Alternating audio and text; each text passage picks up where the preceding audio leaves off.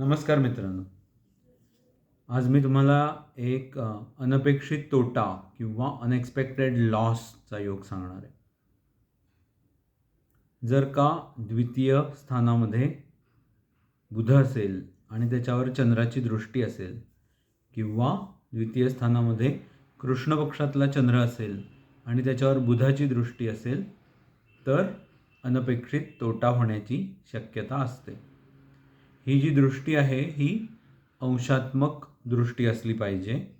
समजा अंशात्मक दृष्टी नसेल तर तोट्याची जी मॅग्निट्यूड असते ती त्यानुसार कमी असते.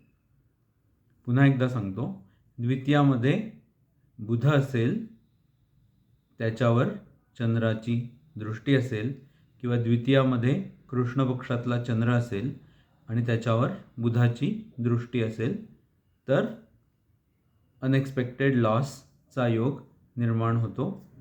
दृष्टी अंशात्मक असेल तर अर्थातच योग हा इंटेन्सली एक्सपिरियन्स होतो. अंशात्मक नसेल तर त्याची मॅग्निट्यूड कमी असते.